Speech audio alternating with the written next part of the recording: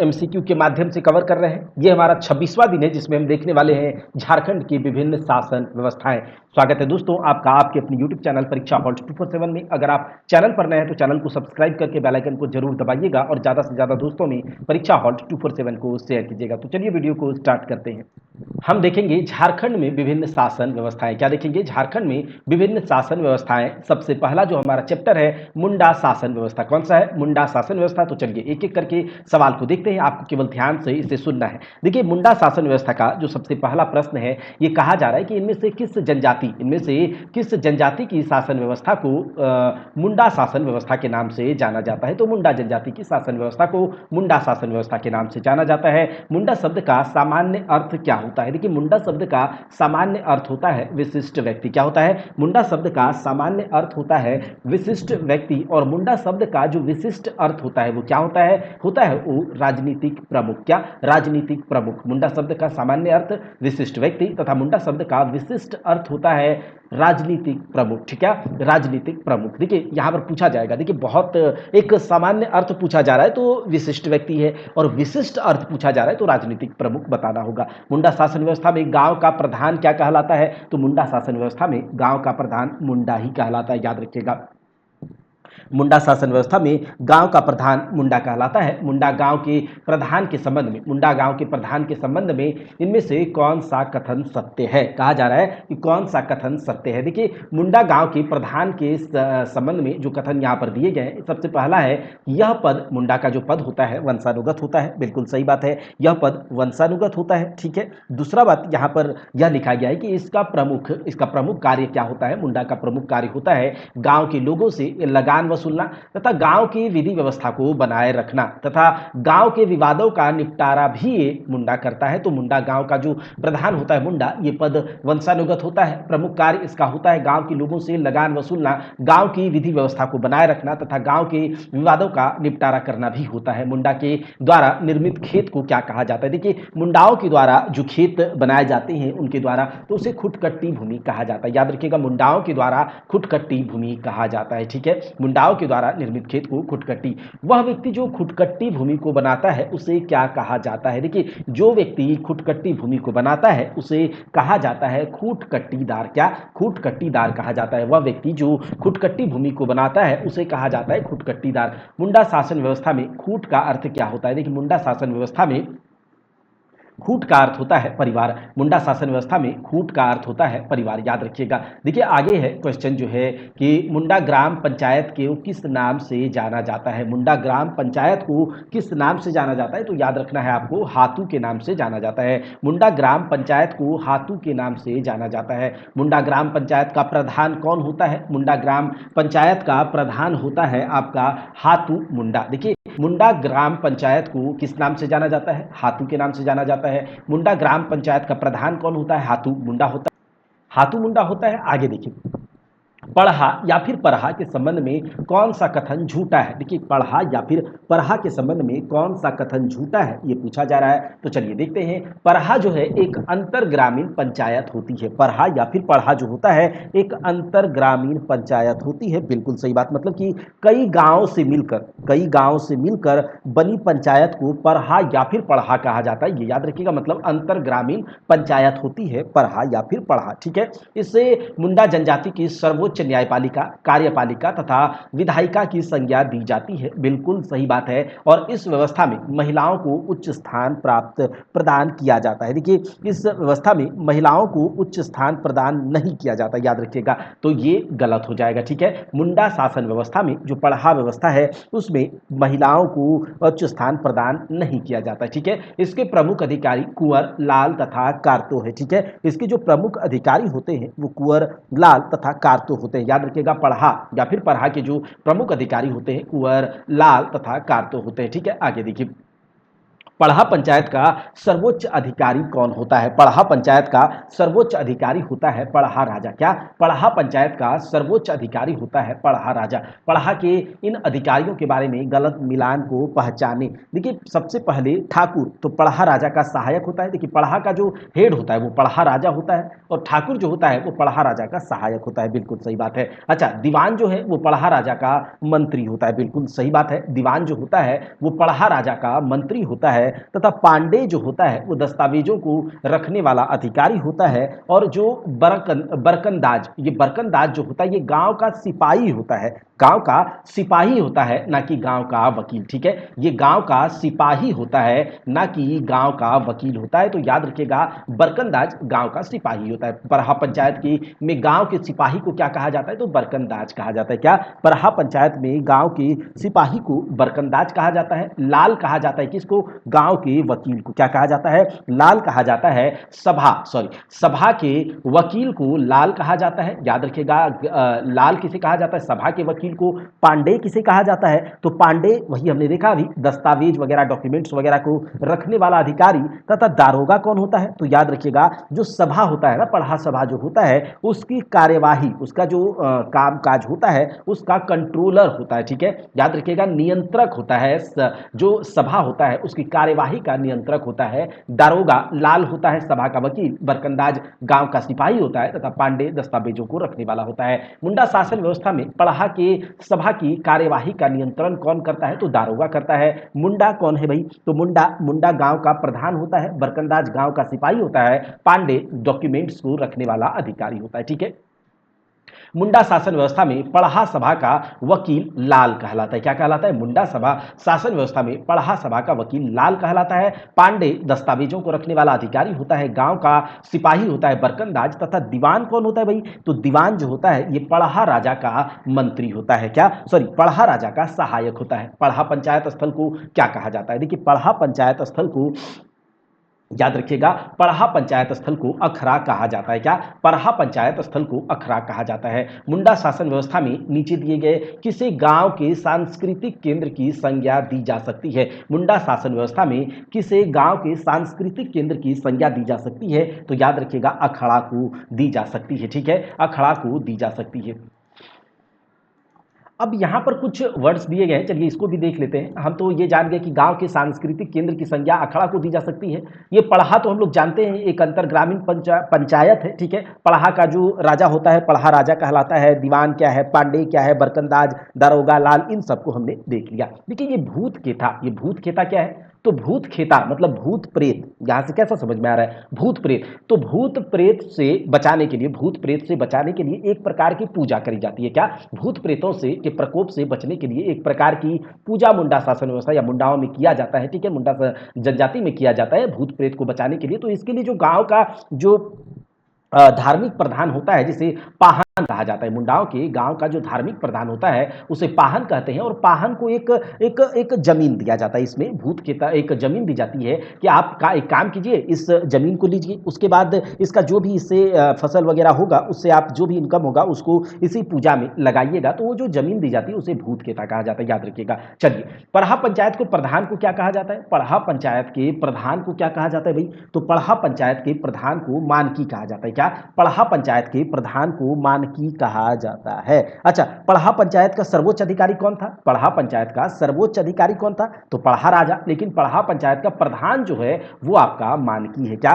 पढ़ा पंचायत का प्रधान जो है वो आपका मानकी है। महतो जो है, महतो कौन होता है भाई? तो देखिए मुंडा शासन व्यवस्था में या फिर मुंडाओं जनजाति में जो गांव का जो पुजारी होता है या धार्मिक प्रधान होता है वो पाहन होता है। और पाहन का जो सहायक होता है ना, याद रखिएगा मुंडा शासन व्यवस्था में पाहन का जो सहायक होता है वो महतो होता है। याद रखिएगा मुंडा शासन व्यवस्था में पाहन का जो सहायक होता है वो महतो होता है। ठीक है, वहीं पर मुंडा क्या है? मुंडा शासन व्यवस्था में मुंडा गांव का प्रधान मुंडा कहलाता है। ठीक है, मुंडा गांव का प्रधान मुंडा कहलाता है। ठीक है, याद रखिएगा।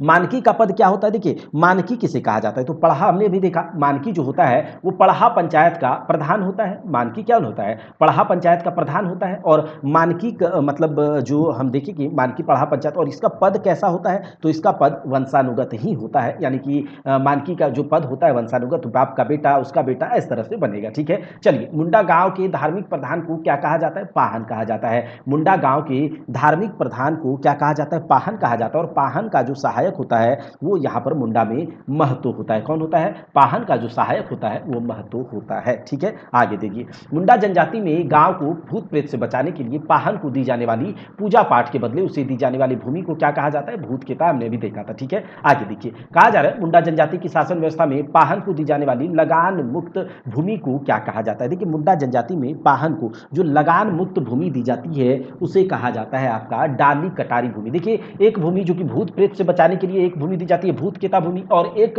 भूमि होता है लगान मुक्त भूमि पाहन को दी जाती है, उसे डाली कटारी भूमि कहा जाता है। ठीक है, डाली कटारी भूमि कहा जाता है। समझ गए? अब आगे देखिए क्या कहा जा रहा है।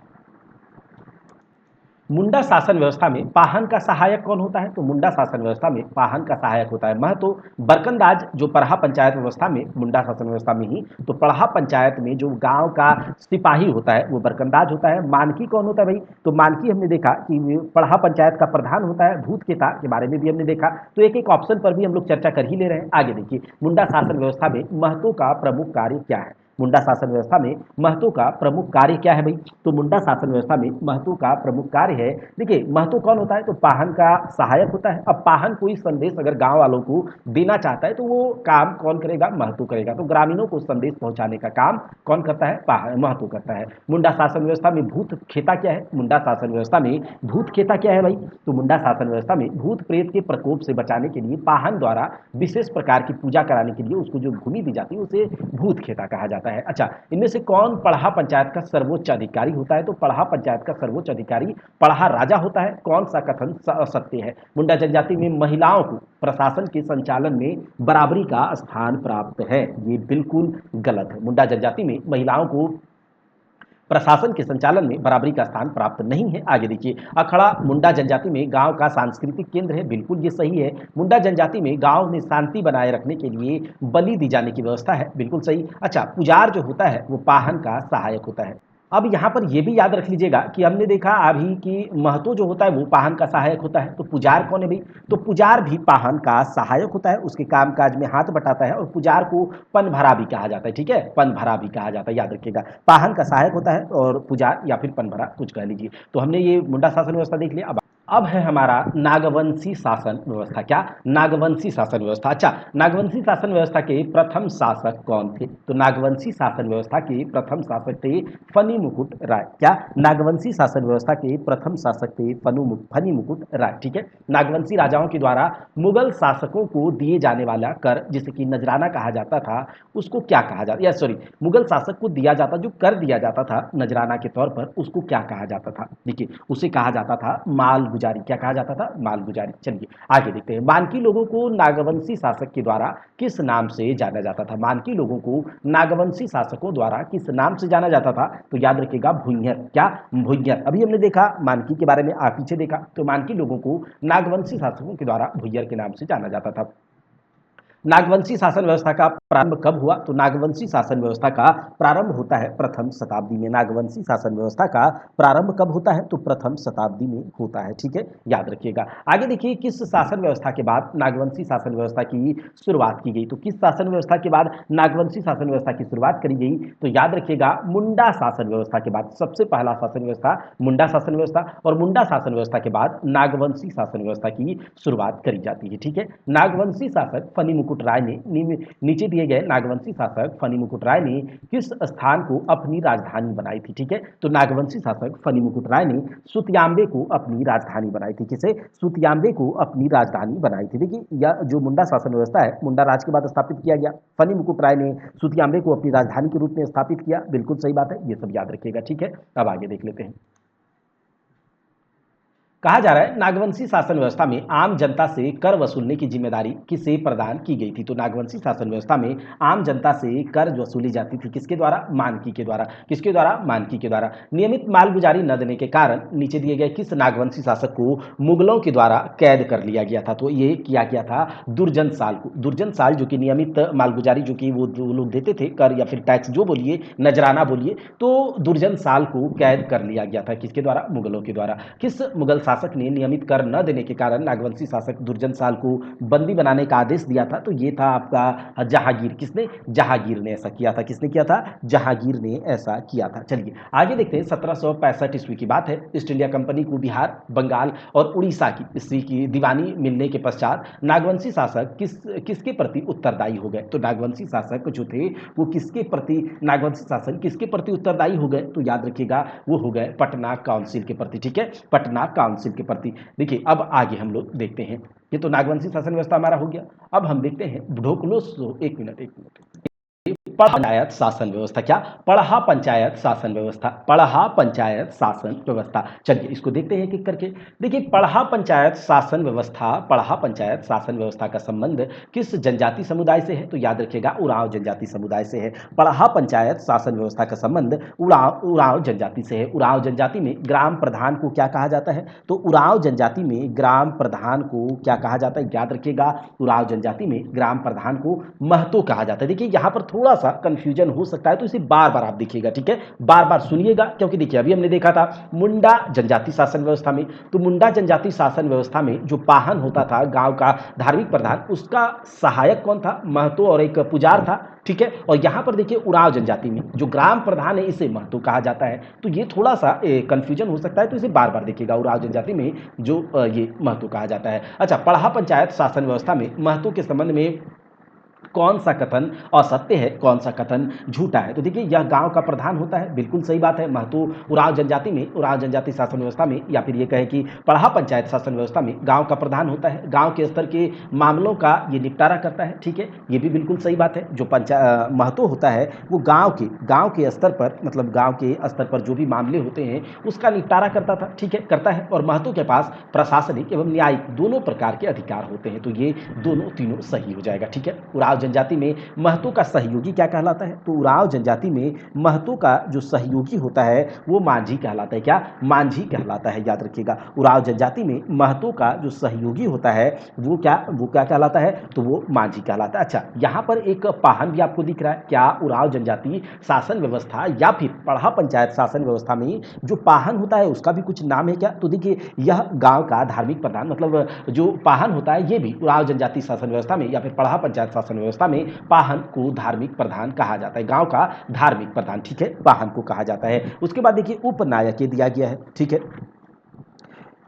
उसके बाद पनभरा दिया।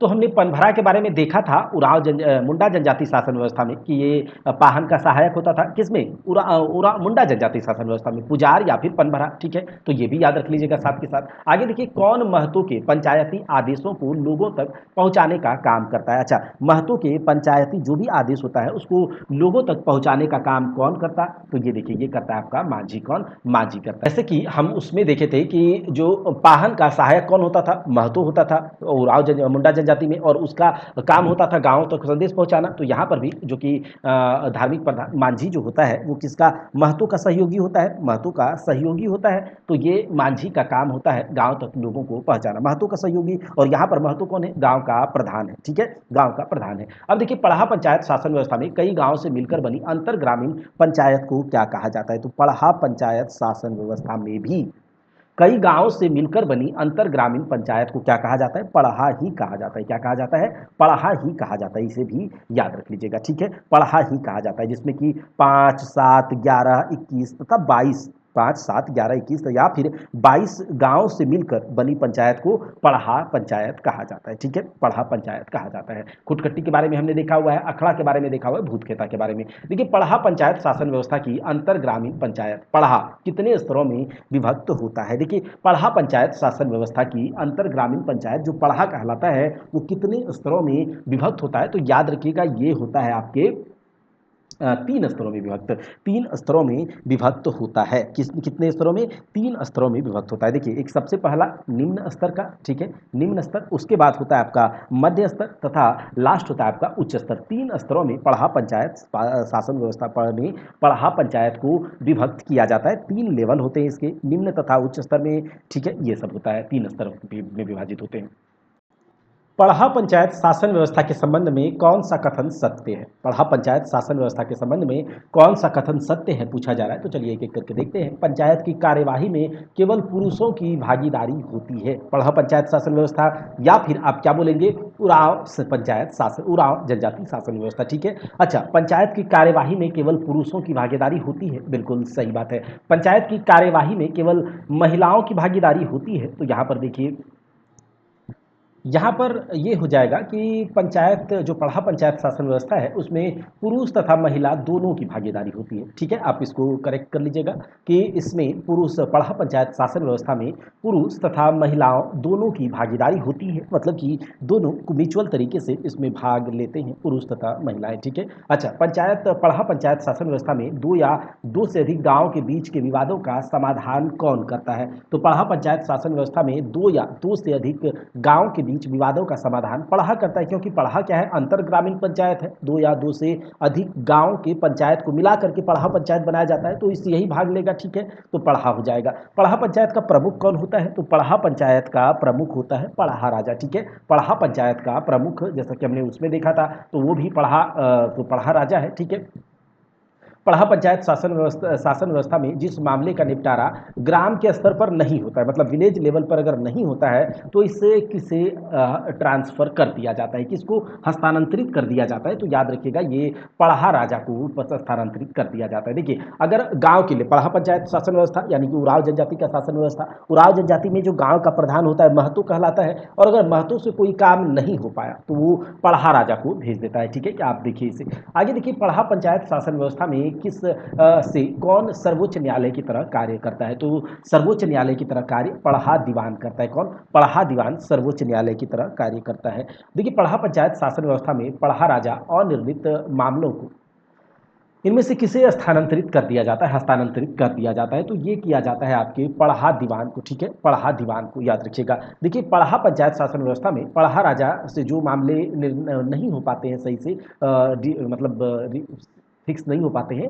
तो उसे पढ़ा दीवान को स्थानांतरित कर दिया जाता है, पढ़ा दीवान को स्थानांतरित कर दिया जाता है। पढ़ा पंचायत शासन व्यवस्था में गांव के धार्मिक कार्यों का संपादन कौन करता है? तो गांव की धार्मिक कार्यों का संपादन पढ़ा पंचायत शासन व्यवस्था में भी पाहन ही करते हैं। कौन? पाहन ही करते हैं। पढ़ा पंचायत शासन व्यवस्था में पाहन के संबंध में कौन सा कथन सत्य है? तो पाहन के संबंध में कौन सा कथन सत्य है, तो इसको देखते हैं।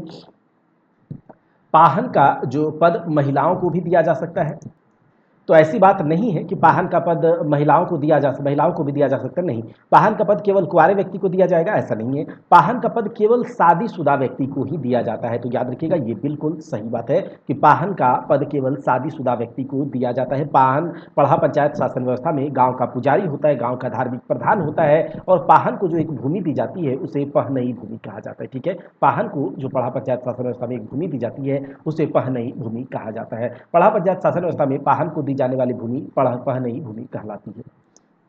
आगे देखिए, कहा जा रहा है कि पढ़ा पंचायत शासन व्यवस्था के कौन सा सत्य नहीं है, कौन सा सत्य नहीं है? तो देखिए, इसे वैद्या भी कहा जाता है। पढ़ा पंचायत शासन व्यवस्था में जो बैगा होते हैं, बैगा, बैगा के बारे में कौन सा कथन सत्य है? तो बैगा को वैद्या भी कहा जाता है, बैगा को वैद्या भी कहा जाता है। यह पाहन का, याद रखिएगा, जो बैगा होता है वह पाहन का सहयोगी होता है, पाहन का सहयोगी होता है, ठीक है। पाहन जो धार्मिक प्रधान होते हैं उसका सहयोगी होता है वैद्या, ठीक है, सहयोगी। और उसके बाद ये बात है कि बैगा जो है, बैगा सहयोगी है और वैद्या भी कहा जाता है, यह पाहन का सहयोगी होता है, बिल्कुल सही बात। यह सामान्यतः देवी देवताओं की पूजा करके उन्हें शांत कराने का कार्य करता है, तो ये सब सही हो जाएंगे बैगा के बारे में, ठीक है। अब आगे देख लेते हैं।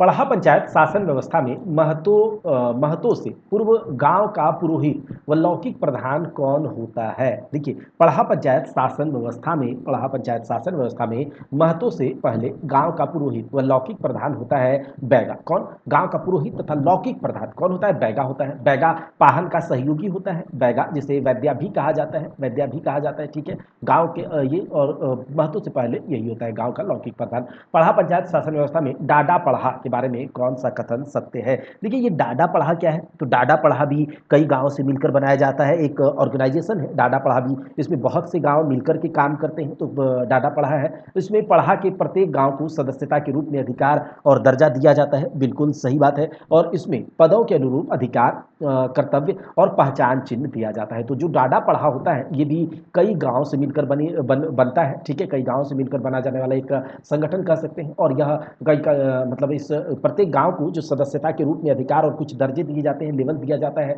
और इसमें पदों के अनुरूप अधिकार, कर्तव्य और पहचान चिन्ह दिया जाता है। पढ़ा पंच का आयोजन कब किया जाता है? तो पढ़ा पंच का आयोजन किया जाता है आश्विन पूर्णिमा के दिन, याद रखिएगा। पढ़ा पंचायत का क्या बोलते हैं, आयोजन किया जाता है, वो आश्विन पूर्णिमा के दिन किया जाता है। अब हम लोग देख लेते हैं आगे। मांझी परगना शासन व्यवस्था कौन सा है? मांझी परगना शासन व्यवस्था। तो चलिए देखते हैं इसको।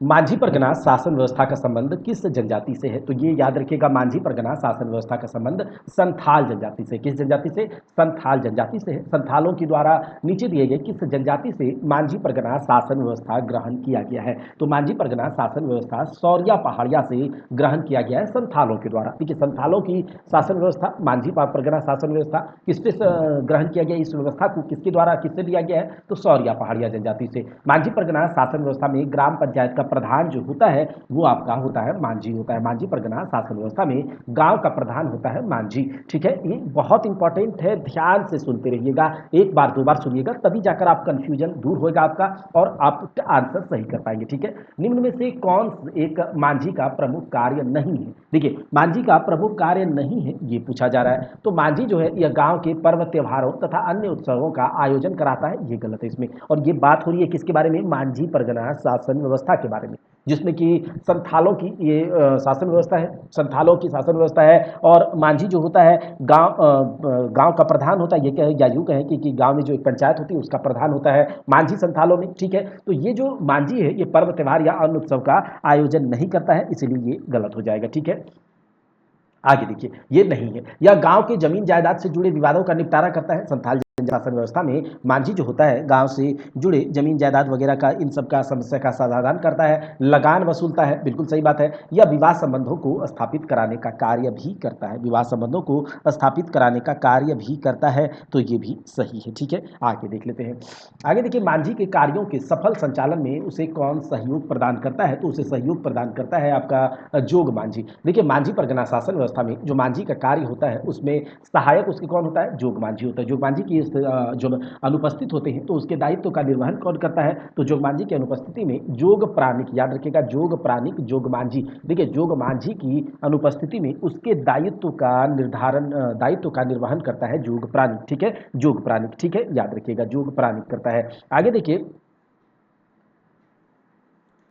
मांझी परगना शासन व्यवस्था में झगड़ों के निपटारे हेतु गांव के कुछ वरिष्ठ लोगों से विचार विमर्श किया जाता है। इन वरिष्ठ लोगों को क्या कहते हैं? तो इन वरिष्ठ लोगों को कहा जाता है भगदो प्रजा, ठीक है। भगदो प्रजा, याद रखिएगा, झगड़ों के निपटारों में गांव के कुछ बुजुर्ग लोगों से विचार विमर्श किया जाता है, जिसे भगदो प्रजा का नाम दिया जाता है। अच्छा, किसे उप मांझी के रूप में भी जाना जाता है? मांझी परगना शासन व्यवस्था में उप मांझी के रूप में किसे जाना जाता है? तो उप मांझी के रूप में जाना जाता है प्रामाणिक को, याद रखिएगा, उप मांझी के रूप में जाना जाता है प्रामाणिक को। मांझी के सचिव के रूप में कौन कार्य करता है? तो मांझी के सचिव के रूप में कार्य करता है गुड़ैत, याद रखिएगा, मांझी के सचिव के रूप में गुड़ैत कार्य करते हैं। मांझी परगना शासन व्यवस्था में नीचे दिए गए कौन किसी उत्सव या कार्यक्रम की जानकारी ग्रामीण तक पहुंचाने का कार्य करता है? तो ग्रामीण तक पहुंचाता है कौन? गुड़ैत ही पहुंचाता है, याद रखिएगा। मांझी परगना शासन व्यवस्था में किसी उत्सव या फिर किसी कार्यक्रम की जानकारी ग्रामीणों तक कौन पहुंचाता है? तो गुड़ैत पहुंचाता है। मांझी परगना शासन व्यवस्था में कौन गांव के परिवारों से संबंधित सूचनाएं एकत्रित करने का कार्य करता है? तो ये कार्य करता है आपका गुड़ैत ही। कौन करता है? गुड़ैत ही करता है, याद रखिएगा, गुड़ैत ही करता है। ठीक है। अच्छा, हमने क्या देखा, गुड़ैत कौन होता है, तो मांझी का सचिव होता है, जिसका काम होता है किसी भी उत्सव कार्यक्रम इन सब की जानकारी गुड़ैत के द्वारा दिया जाता है और उसके बाद अलग अलग एक स्थान पर एकत्रित करवाता है ये। उसके बाद गांव के परिवारों से संबंधित सूचनाएं भी गुड़ैत ही एकत्रित करता है। ठीक है। उसके कौन मांझी परगना शासन व्यवस्था में गाँव के प्रहरी के रूप में कार्य करता है। अच्छा, गाँव के प्रहरी के रूप में लासेर टंगाए कार्य करता है। मांझी परगना शासन व्यवस्था में गाँव के प्रहरी के रूप में लासेर टंगाए काम करता है। लासेर टंगाए काम करता है। अच्छा, भगदो प्रजा कौन है, तो देखिए गांव में जब कोई झगड़ा वगैरह होता है तो उसका निपटारा में कुछ बुजुर्ग लोगों से विचार विमर्श किया जाता है कि क्या किया जाए इसमें, तो उसे भगदो प्रजा कहा जाता है। उसे क्या कहा जाता है, भगदो प्रजा कहा जाता है। ठीक है। आगे देखिए, मांझी परगना शासन व्यवस्था में कौन पुलिस की भांति कार्य करता है, तो पुलिस की भांति कौन कार्य करेगा भाई, तो ये आपका लासेर टंगाए काम करेगा। लासेर टंगाए पुलिस प्रहरी के रूप में काम करेगा। लासेर टंगाए, एक मिनट, चौकीदार, चौकीदार। देखिए लासेर टंगाए जो था ना, वो प्रहरी के रूप में कार्य करता है और पुलिस की भांति चौकीदार काम करता है। ठीक है, याद रखिएगा, लासेर टंगाए प्रहरी के रूप में काम करता है, चौकीदार पुलिस की तरह काम करता है। गुड़ैत कौन होता है, तो ये गुड़ैत जो होता है वो मांझी का सचिव होता है, जिसका काम क्या होता है ये भी हमने देखा। और जोग प्राणिक कौन होता है भाई, तो जोग प्राणिक जो होता है वो जोग मांझी जो होता है ना, मांझी का सहायक जोग मांझी, और जोग मांझी अगर नहीं हो तो उसका कार्य कौन करेगा, जोग प्राणिक करेगा। ये हमने देखा हुआ है। आगे देख लेते हैं। मांझी परगना शासन व्यवस्था में कि किसे कौन मांझी के आदेश पर किसी को गिरफ्तार करता है। अच्छा, मांझी परगना शासन व्यवस्था में कौन है जो कि किसी के मांझी के आदेश पर किसी को गिरफ्तार करता है, तो ये करता है आपका चौकीदार, क्योंकि चौकीदार ही पुलिस की भांति कार्य करता है। जोग प्राणिक कौन होता है भाई, और लासेर टंगाए जो कि प्रहरी के रूप में काम करता है। लासेर टंगाए प्रहरी के रूप में। गुड़ैत जो होता है ये आपका मांझी का सचिव होता है। और ये जो जोग प्राणिक होता है, ये अगर जोग मांझी नहीं होता है तो उसके उपस्थिति में, अनुपस्थिति में ये उसका कार्य करता है। लासेर टंगाए कौन है, गौड़ैत कौन है, चौकीदार कौन है, ये हमने देख लिया। मांझी परगना शासन व्यवस्था में 15-20 गांव से मिलाकर बने समूह को क्या कहा जाता है, तो मांझी परगना शासन व्यवस्था में 15-20 गांव को मिलाकर जो बनाया जाता है उसे क्या, उसे परगना कहा जाता है। क्या कहा जाता है, परगना कहा जाता है। 15-20 गांव को मिलाकर परगना बनाया जाता है और इसका प्रधान जो होता है ना, 15-20 मांझी परगना शासन व्यवस्था में 15-20 गांव को मिलाकर परगना बनाया जाता है और इसका प्रधान या इसका हेड जो होता है वो परगनैत होता है। कौन, उसका हेड होता है परगनैत। ठीक है, उसका हेड होता है परगनैत, याद रखिएगा। मांझी परगना शासन व्यवस्था में परगना का प्रधान क्या कहलाता है, तो परगना का प्रधान कहलाता है परगनैत। ठीक है। मांझी परगना शासन व्यवस्था में परगनैत का सहायक कौन होता है, तो परगनैत का सहायक होता है देश मांझी। देश मांझी परगनैत का सहायक होता है और इसे मोड़े मांझी भी कहा जाता है। तो याद रख लीजिएगा इस बात को भी कि मोड़े मांझी भी इसे कहा जाता है। मांझी परगना शासन व्यवस्था में 15 से 20 गांव को मिलाकर परगना बनाया जाता है। परगना का हेड होता है आपका परगनैत और परगनैत का सहायक होता है देश मांझी, जिसे मोड़े मांझी भी कहा जाता है। अच्छा, मांझी परगना शासन व्यवस्था में देश मांझी लगभग कितने गांव को प्रधान, कितने गांवों का प्रधान होता है। जो देश मांझी होता है वो परगनैत का सहायक होता है और ये 5 से 8 गांवों का प्रधान होता है। देश मांझी बोलिए या फिर मोड़े मांझी बोलिए, तो परगनैत 15-20 गांव का प्रधान, और ये जो देश मांझी होता है ये आपका परगनैत का सहायक होता है, जो 5 से 8 गांव का सहायक होता है। ठीक है, 5 से 8 गांव का इसके अंदर कंट्रोल होता है। मांझी परगना शासन व्यवस्था में जिन मामलों का निपटारा परगनैत के द्वारा नहीं किया जाता है वह किसे ट्रांसफर कर दिया जाता है, तो याद रखिएगा वह ट्रांसफर कर दिया जाता है आपके दिसुम परगना को, के दिसुम परगनैत को, याद रखिएगा। ठीक है, मांझी परगना शासन व्यवस्था में जिस विवाद या जिसका निपटारा परगनैत के द्वारा नहीं किया जा सकता उसे दिसुम परगनैत को भेज दिया जाता है। ठीक है, दिसुम परगनैत को भेज दिया जाता है। और इसमें दिसुम परगनैत जो है, तो इसमें एक दिसुम परगना जो है, दिसुम परगना आपका परगना से भी ऊंचे लेवल का होता है। परगना से भी ऊपर होता है आपका दिसुम परगना। 15-20 गांव को मिलाकर परगना बनाया जाता है। दिसुम परगना उससे ऊपर का होता है। दिसुम परगना उससे ऊपर लेवल, हायर लेवल का होता है परगना के से ऊपर का, और जिस मामले का निपटारा आपका परगनैत नहीं करता है उसे दिसुम परगना का हेड दिसुम परगनैत को भेज दिया जाता है। ठीक है, आगे देख लीजिए। मांझी परगना शासन व्यवस्था में यौन अपराधों के लिए दी जाने वाली सजा क्या कहलाती है, तो यौन अपराधों के लिए दी जाने वाली सजा को बिटलाहा कहा जाता है। मांझी परगना शासन व्यवस्था में यौन अपराधों के लिए दी जाने वाली क्या बोलते हैं, सजा को बिटलाहा कहा जाता है। और इस सजा में क्या किया जाता है कि इसमें जो अपराधी होता है या फिर जो मुजरिम होता है उसका पूर्ण बहिष्कार कर दिया जाता है, गांव से निकाल दिया जाता है। ना गांव के कोई लोग उससे बात करेगा, ना उसके साथ कोई प्रकार का संबंध रखेगा, किसी प्रकार का लेन देन या किसी भी प्रकार का व्यापार उससे नहीं करेगा। तो ये बिटलाहा है, बहुत तगड़ा वाला सजा दिया जाता है। ठीक है, आगे देखिए क्या कहा जाता है। कहा जा रहा है बिटलाहा के तहत दोषी को किस प्रकार की सजा दी जाती है। तो बिटलाहा के तहत दोषी को किस प्रकार की, तो गांव से बहिष्कृत कर दिया जाता है। अच्छा, माझी परगना शासन व्यवस्था में बिटलाहा की सजा को किस प्रकार समाप्त किया जा सकता है। तो बिटलाहा की सभा को सजा को किस प्रकार से समाप्त किया जाता है। तो इसमें क्या कर जैसे बिटलाहा अगर किसी को मिल जाए तो उस सजा को कैसे समाप्त किया जाएगा। उस सजा को समाप्त किया जाएगा कि दोषी के द्वारा, जो दोषी है उसके द्वारा क्षमा याचना करते हुए पूरे गांव को जाति भोज अगर दिया जाए तो ये बिटलाहा वाला जो मतलब सजा है उसे क्षमा किया जा सकता है, उसे माफ किया जा सकता है। ठीक है, तो ये बात है। तो चलिए, और बिटलाहा किस लिए दिया जाता है ये भी आप लोग देख लीजिए। माझी परगना शासन व्यवस्था में सबसे हल्की सजा क्या है। तो माझी परगना शासन व्यवस्था में सबसे हल्की सजा क्या है भाई। तो सबसे हल्की सजा है आपका करेला दंड। सबसे हल्की सजा है करेला दंड, सबसे हल्का सजा कहा जाता है। और इसके इस सजा में क्या किया जाता है, इस सजा में 5 रुपया से लेकर 150 रुपया का दंड लगाया जाता है। तो करेला दंड सबसे हल्का सजा है माझी परगना शासन व्यवस्था में, जिसमें कि 5 रुपया से लेकर 150 रुपया तक का फाइन इसमें लिया जाता है। ठीक है, तो सबसे हल्का है माझी परगना करेला दंड के तहत कितने रुपये का जुर्माना लगाया जाता है। तो 5 रुपया से 150 रुपया तक। ठीक है। अच्छा, माझी परगना शासन में गांव का धार्मिक प्रधान क्या कहलाता है। तो माझी परगना शासन व्यवस्था में गांव का जो धार्मिक प्रधान होता है, गांव का जो धार्मिक प्रधान होता है वो कहलाता है कुड़ाम नायके। ठीक है, तो माझी प्रधान सॉरी नायके कहलाता है। ठीक है, नायके। माझी परगना शासन व्यवस्था में गांव का जो धार्मिक प्रधान होता है वो नायके कहलाता है। और ये कुड़ाम नायके क्या है भाई, कुड़ाम नायके। तो कुड़ाम नायके ये उप नायके है, एक तरह से कह सकते हैं। नायके जो है ये गांव का धार्मिक प्रधान और कुड़ाम नायके उप नायके है। ठीक है, कुड़ाम नायके उप नायके है और यह गांव से बाहर देवी देवताओं का पूजा पाठ संपन्न कराता है, एक तरह से कह सकते हैं नायके का सहायक होता है। ठीक है, माझी परगना शासन व्यवस्था में धार्मिक अपराध करने पर किसी अपराधी को किसके द्वारा फैसला सुनाया जाता है। तो किसके द्वारा फैसला सुनाया जाता है। अगर कोई दोषी धार्मिक अपराधी है तो उसे किसके द्वारा सजा दिया जाएगा। तो उसे सजा दिया जाएगा नायके के द्वारा, क्योंकि धार्मिक प्रधान नायके ही है। कुड़ाम नायके उप नायके कह सकते हैं आप इसे। ठीक है, आगे देखिए कौन माझी परगना शासन व्यवस्था में उप नायके की भांति कार्य करता है। तो कुड़ाम नायके। कौन, कुड़ाम नायके। चलिए आगे देखिए, कहा जा रहा है। अच्छा, भगदो प्रजा के बारे में मैंने आपको बताया पहले ही, भगदो प्रजा के बारे में, जिसमें कि अगर कोई बात निपटारा झगड़ा लड़ाई का उसमें वरिष्ठ लोगों से कुछ विचार विमर्श किया जाता है तो उसे भगदो प्रजा। माझी परगना शासन व्यवस्था में गांव से बाहर के देवी देवताओं की पूजा पाठ संपन्न कराता है आपका कुड़ाम नायके, जो कि उपनायके की भांति कार्य करता है। माझी परगना शासन व्यवस्था में सर्वोच्च न्यायिक संस्था कौन सी होती है। सर्वोच्च न्यायिक संस्था कौन सी होती है भाई। तो ये आपका लोबीर सेंद्रा, याद रखिएगा। माझी परगना शासन व्यवस्था में सर्वोच्च न्यायिक संस्था आपका लोबीर सेंद्रा होता है, लोबीर सेंद्रा होता है। माझी परगना शासन व्यवस्था में शिकार परिषद को किस नाम से जाना जाता है। माझी परगना शासन व्यवस्था में शिकार परिषद को जाना जाता है सेंद्रा बैंसी नाम से जाना जाता है। शिकार परिषद को सेंद्रा बैंसी के नाम से जाना जाता है। माझी परगना शासन व्यवस्था में नीचे दिए गए किसे भूमि प्रदान नहीं की जाती है। तो ये भूमि प्रदान किया जाता है भगदो प्रजा को भूमि प्रदान नहीं की जाती है। ठीक है, आप देखिए निम्न में से किस अवसर पर माझी परगना शासन व्यवस्था में अधिकारियों का चुनाव किया जाता है। तो अधिकारियों का चुनाव जो है ये किया जाता है माघ सीम के अवसर पर। किसमें, माघ सीम के अवसर पर अधिकारियों का चुनाव किया जाता है। ठीक है, तो ये भी याद रख लीजिएगा। चलिए अब आगे देखते हैं।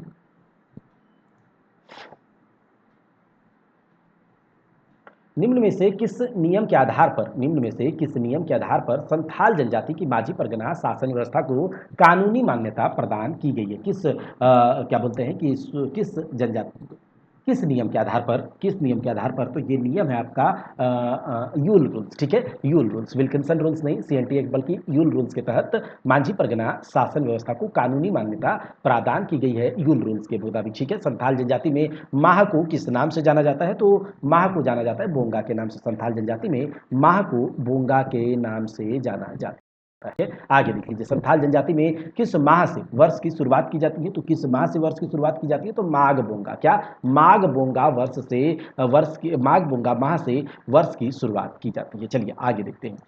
अब हमारा है मुंडा मानकी शासन व्यवस्था। ठीक है, मुंडा मानकी शासन व्यवस्था। हो जनजाति की पारंपरिक शासन व्यवस्था को किस नाम से जाना जाता है। तो हो जनजाति की शासन व्यवस्था है मुंडा मानकी शासन व्यवस्था।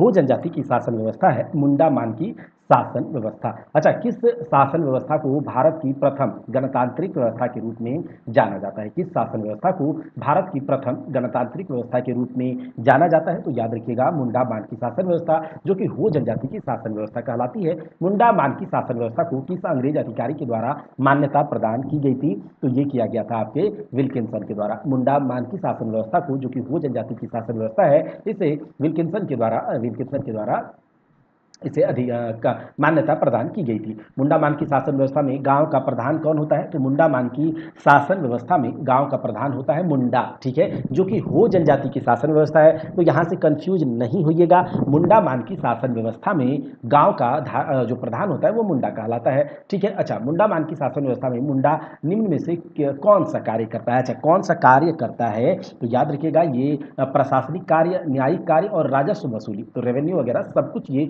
कलेक्ट करता है। प्रशासनिक कार्य भी इसके अंदर है, न्यायिक कार्य भी इसके अंदर है, तो ये सब कुछ है। मुंडा मान की शासन व्यवस्था में गांव के प्रधान मुंडा का सहयोगी कौन होता है? तो गांव का प्रधान मुंडा का सहयोगी होता है डाकवा, ठीक है। मुंडा मान की शासन व्यवस्था, जो कि हो जनजाति की शासन व्यवस्था है, जिसको मान्यता प्रदान की गई थी विल्किंसन के द्वारा, ठीक है। और इसमें मुंडा जो होता है गांव का प्रधान होता है और इसका सहयोगी होता है डाकवा, ठीक है, इसका सहयोगी होता है डाकवा। मुंडा मान की शासन व्यवस्था में मुंडा के आदेशों को गांव के लोगों तक पहुंचाने का कार्य कौन करता है? तो मुंडा के आदेश को गांव के लोगों तक पहुंचाने का कार्य मुंडा का सहयोगी डाकवा करता है। मुंडा का सहयोगी डाकवा करता है, ठीक है। मुंडा मान की शासन व्यवस्था पढ़हा का निर्माण कितने गांवों से मिलकर होता है? अच्छा, मुंडा मान की शासन व्यवस्था में पढ़हा का निर्माण जो है वो कितने गांवों से मिलकर होता है? तो याद रखिएगा, 7 से 12 गांवों को मिलाकर पढ़हा का निर्माण किया जाता है मुंडा मान की शासन व्यवस्था में। 7 से 12 गांवों को मिलाकर पढ़हा का निर्माण किया जाता है मुंडा मान की शासन व्यवस्था में। मुंडा मान की शासन व्यवस्था में 7 से 12 गांवों को मिलाकर निर्मित पढ़हा का प्रमुख कौन होता है? तो पढ़हा का प्रमुख होता है मानकी। अच्छा, मुंडा होता है गांव का प्रधान, और जो पढ़हा, जो 7 से 12 गांवों को मिला करके मुंडा मान की शासन व्यवस्था में पढ़हा का निर्माण किया जाता है, उसका प्रमुख होता है आपका मानकी। अच्छा, मुंडा का जो गांव का प्रधान होता है मुंडा, उसका सहयोगी होता है डाकुआ, और मुंडा कौन है? गांव का प्रधान, मुंडा मान की शासन व्यवस्था में। चलिए आगे देखिए, मुंडा मान की शासन व्यवस्था में पढ़हा का न्यायिक प्रधान क्या कहलाता है? तो पढ़हा का न्यायिक प्रधान कहलाता है पीर पंच। देखिए याद रखिएगा, पढ़हा का न्यायिक प्रधान कहलाता है पीर पंच। पढ़हा का न्यायिक प्रधान कहलाता है पीर पंच, ठीक है, याद रखिएगा। आगे देखिए, मुंडा मान की शासन व्यवस्था में गांव का राजस्व अधिकारी कौन होता है? तो गांव का राजस्व अधिकारी होते हैं तहसीलदार। ये डाकवा क्या है? डाकवा के बारे में भी हमने देख लिया। और ये जो दिवरी है ना भाई, ये दिवरी मुंडा मान की शासन व्यवस्था में गांव का धार्मिक प्रधान होता है, ठीक है। गांव का धार्मिक प्रधान होता है ये दिवरी, ठीक है। मुंडा मान की शासन व्यवस्था में गांव का धार्मिक प्रधान होता है दिवरी। डाकवा मुंडा का सहायक होता है। मान की क्या बोलते हैं, मुंडा मान की शासन व्यवस्था में पढ़हा का हेड होता है, और जो आपका मुंडा मान की शासन व्यवस्था में गांव का राजस्व अधिकारी होता है तहसीलदार होता है। मुंडा मान की शासन व्यवस्था में गांव का धार्मिक प्रधान कौन होता है? तो मुंडा मान की शासन व्यवस्था में गांव का धार्मिक प्रधान होता है दिवरी, ठीक है। मुंडा मान की शासन व्यवस्था में गांव के धार्मिक मामलों का निपटारा कौन करता है? तो धार्मिक मामलों का निपटारा कौन करेगा? तो दिवरी ही करेगा, ठीक है। मुंडा मान की शासन व्यवस्था में दिवरी का सहयोगी कौन होता है? तो दिवरी का सहयोगी होता है यात्रा दिवरी, यात्रा दिवरी। अब हमारा ढोकलो सोहर शासन व्यवस्था। तो ढोकलो सोहर संबंध किस जनजातीय समुदाय से है? तो खड़िया जनजातीय समुदाय से है। ढोकलो सोहर शासन व्यवस्था का संबंध खड़िया जनजातीय समुदाय से है। किससे? खड़िया जनजातीय समुदाय से है। अच्छा, यहाँ कहा जा रहा है कि खड़िया जनजाति की शासन व्यवस्था इनमें से किस अन्य जनजाति से मिलती जुलती है? तो मुंडा जनजाति से मिलती जुलती है। ढोकलो सोहर शासन व्यवस्था खड़िया जनजाति की शासन व्यवस्था, और इसकी शासन व्यवस्था मुंडा जनजाति से मिलती जुलती है। ढोकलो का शाब्दिक अर्थ क्या होता है? ढोकलो का शाब्दिक अर्थ होता है बैठक। ढोकलो का शाब्दिक अर्थ होता है बैठक। सोहर का शाब्दिक अर्थ होता है अध्यक्ष। तो ढोकलो का शाब्दिक अर्थ बैठक होता है, और सोहर का शाब्दिक अर्थ अध्यक्ष होता है। खड़िया जनजाति मुख्यतः कितने प्रकार की होती है? खड़िया जनजाति मुख्यतः, हम लोगों ने पहले भी इसके बारे में देखा हुआ है, तो खड़िया जनजाति मुख्यतः 3 प्रकार की होती है। अच्छा, इनमें से कौन एक खड़िया जनजाति का प्रकार नहीं है? तो खड़िया जनजाति का प्रकार देखिए, दूध खड़िया है, ढेलकी खड़िया है, पहाड़ी खड़िया है, लेकिन माल खड़िया खड़िया जनजाति का प्रकार नहीं है। तो याद रख लीजिएगा, खड़िया जनजाति के 3 प्रकार, दूध खड़िया, ढेलकी खड़िया तथा पहाड़ी खड़िया, ठीक है। अच्छा, खड़िया समाज के द्वारा अखिल भारतीय महासभा का गठन कब किया गया था? तो खड़िया समाज के द्वारा अखिल भारतीय महासभा का गठन किया गया था 1934-35 में। 1934-35 में खड़िया समाज के द्वारा गठित अखिल भारतीय महासभा को किस नाम से जाना गया? तो इसे जाना गया ढोकलो के नाम से। किस नाम से? ढोकलो के नाम से जाना गया। तो ढोकलो सोहर शासन व्यवस्था के बारे में हमने देख लिया। ढोकलो का मतलब बैठक, सोहर का मतलब अध्यक्ष। 1934-35 में गठित ढोकलो सोहर महासभा के संबंध में कौन सा कथन सत्य है? तो कौन सा कथन सत्य है, चलिए देखते हैं। अच्छा, ढोकलो सोहर जो महासभा 1934-35 में बनाई गई, इसने जाति प्रथा का समर्थन किया। इसने पंचायती राज व्यवस्था का विरोध किया। ठीक है, इसने जाति प्रथा का समर्थन किया और पंचायती राज व्यवस्था का विरोध किया। कौन एक खड़िया जनजाति का प्रकार नहीं है? तो देखिए, दूध खड़िया है भाई, ठीक है, ढेलकी खड़िया है, उसके बाद सबर खड़िया भी खड़िया जनजाति का प्रकार है। जब आप अलग से बांटेंगे तो आपको सबर खड़िया भी मिलेगा, लेकिन टांगी खड़िया खड़िया जनजाति का प्रकार नहीं है। परंपरागत रूप से जिन लोगों ने खड़िया जनजाति का गांव बसाया था उन्हें क्या कहकर संबोधित किया जाता है? तो परंपरागत रूप से जिन लोगों ने, इसे कहा जाता है महतो। परंपरागत रूप से जिन लोगों ने खड़िया जनजाति का गांव बसाया था उन्हें महतो कहकर संबोधित किया जाता है। ठीक है, महतो कहकर संबोधित किया जाता है। महतो के संबंध में कौन सा कथन सही नहीं है? तो महतो के संबंध में कौन सा कथन सही नहीं है? तो चलिए, यह गांव का मुखिया होता है। महतो जो होता है वो गांव का मुखिया होता है और गांव वालों की सहमति से इसे हटाया भी जा सकता है महतो को। बिल्कुल सही बात है। अच्छा, और यह पद वंशानुगत होता है। यह पद वंशानुगत होता है। तो जो महतो होता है, यह पद सामान्यतः जनरली यह पद वंशानुगत होता है और इसके पद गांव की सहमति से इसे हटाया भी जा सकता है। अच्छा, यह शासन व्यवस्था के संचालन के साथ साथ धार्मिक कार्यों का संपादन भी करता है। तो ये गलत बात है। देखिए, धार्मिक कार्यों का संचालन ये नहीं करता है। ठीक है, पहाड़ी खड़िया गांव का प्रधान निम्न में से कौन होता है? तो पहाड़ी खड़िया गांव का प्रधान कौन होता है भाई? तो ये होता है आपका डंडिया। याद रखिएगा, पहाड़ी खड़िया गांव का प्रधान होता है डंडिया। पहाड़ी खड़िया गांव का प्रधान होता है डंडिया। पहाड़ी खड़िया गांव का धार्मिक प्रधान कौन होता है? पहाड़ी खड़िया गांव का धार्मिक प्रधान होता है दिहुरी। ठीक है, याद रखिएगा। आगे देखिए, कहा जा रहा है कि खड़िया शासन व्यवस्था में करटाहा के संबंध में कौन सा कथन सही नहीं है? खड़िया शासन व्यवस्था के संबंध में, करटाहा के संबंध में कौन सा कथन सही नहीं है? तो करटाहा होता क्या है? तो देखिए, करटाहा जो होता है, ढोकलो सोहर शासन व्यवस्था में शासन व्यवस्था का संचालन में प्रमुख भूमिका निभाने वाला होता है करटाहा। ठीक है, करटाहा होता है। और इसमें पूछा जा रहा है कि बताइए कौन सा कथन सही नहीं है? तो इसको देखते हैं। तो यहाँ पर देखिए, यह शासन संचालन में प्रमुख भूमिका निभाता है, ये बिल्कुल सही बात है।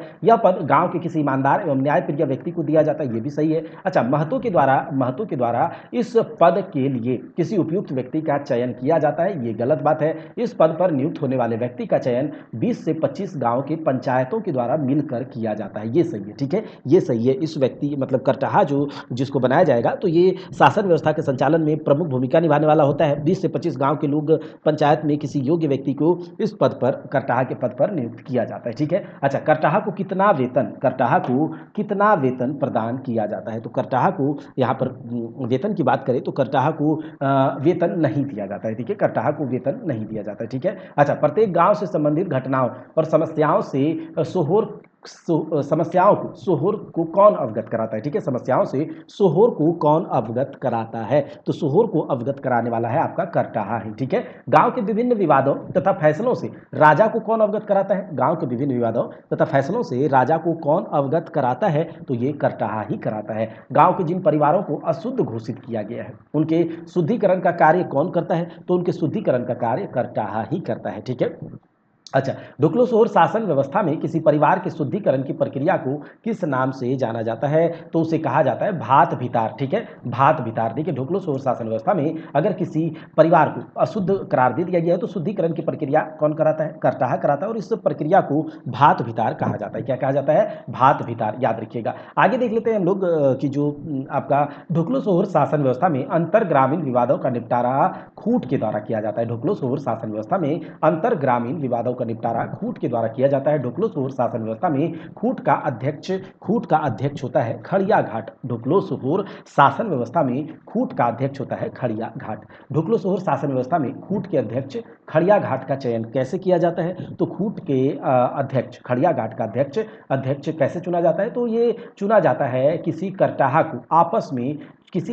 को देखिए, अभी हमने क्या देखा कि खूट जो होता है, खूट होता है आपका अंतरग्रामीण पंचायत एक तरह से कह सकते हैं, ठीक है? अंतरग्रामीण पंचायत खूट और उसमें से मतलब खड़िया घाट का चयन किसके का किया तो खूट के द्वारा किसी करटाहा को आपस में ही चुन लिया जाता है, खड़िया घाट का चयन इस प्रकार से होता है। देखिए, ढोकलों के संबंध में कौन-सा कथन असत्य है? तो ढोकलों के संबंध में जो संपूर्ण खड़िया समाज की बैठक को ढोकलों के नाम से जाना जाता है। संपूर्ण खड़िया समाज की बैठक को ढोकलों के नाम से जाना जाता है, ठीक बात है। खड़िया जनजाति के वार्षिक रूप से ढोकलों का आयोजन किया जाता है। प्रत्येक 3 वर्ष में ढोकलो सोहर का चुनाव लोगों के द्वारा ढोकलों के माध्यम से किया जाता है। याद है? तो याद रखिएगा, फिर से देख लीजिए। संपूर्ण खड़िया समाज की बैठक को ढोकलों के नाम से जाना जाता है। खड़िया जनजाति के द्वारा वार्षिक रूप से ढोकलों का आयोजन किया जाता है और हर एक 3 साल में ढोकलो सोहर का चुनाव लोगों के द्वारा ढोकलों के माध्यम से किया जाता है। अच्छा, यहाँ देखिए कहा जा रहा है ढोकलो सोहर के संबंध में कौन सा कथन असत्य है? ढोकलो सोहर के संबंध में कौन सा कथन असत्य है? तो चलिए इसे देखते हैं। यह संपूर्ण खड़िया समाज का राजा होता है, जो ढोकलो होता है। तो ये संपूर्ण खड़िया समाज का राजा होता है, ढोकलो सोहर जो होता है, संपूर्ण खड़िया समाज का राजा होता है, बिल्कुल सही बात है। अच्छा, इसका चयन ढोकलो जो बैठक होता है 3 साल में, पूरा खड़िया समाज का एक बैठक होता है ढोकलो, 3 साल में इसका आयोजन किया जाता है और इस ढोकलो में ही ढोकलो सोहर का चयन किया जाता है, 3 साल पर होता है। ढोकलो के द्वारा अपने मंत्रियों की सहायता से बड़े मुकदमों का निर्णय किया जाता है और ढोकलो सोहर का चयन प्रतिवर्ष होता है। ये गलत है क्योंकि हमने अभी देखा है ये 3 साल पर होता है ढोकलो जब आयोजित किया जाता है उसमें, ठीक है। अच्छा, ढोकलो सोहर का मंत्री या सचिव निम्न में से कौन होता है? देखिए, ढोकलो सोहर का मंत्री या फिर सचिव जो होता है वो लिखाकड़ होता है। कौन? ढोकलो सोहर का मंत्री या फिर सचिव लिखाकड़ होता है, ठीक है। आगे देखिए, ढोकलो सोहर शासन व्यवस्था में लिखाकड़ का कार्य ये होता है कि ये राजा को सामाजिक, राजनीतिक और प्रशासनिक कार्यों में सहयोग देता है। ढोकलो सोहर शासन व्यवस्था में लिखाकड़ कौन है भाई? तो लिखाकड़ ढोकलो सोहर का मंत्री या फिर सचिव होता है लिखाकड़ और ये राजा को सामाजिक, राजनीतिक या फिर प्रशासनिक कार्यों में सहयोग देता है। ढोकलो सोहर शासन व्यवस्था में कौन राजा का खजांची होता है? अच्छा, राजा का खजांची कौन होता है भाई? तो राजा का खजांची होता है तिंजौकड़, याद रखिएगा। ढोकलो सोहर शासन व्यवस्था में राजा का खजांची कौन होता है?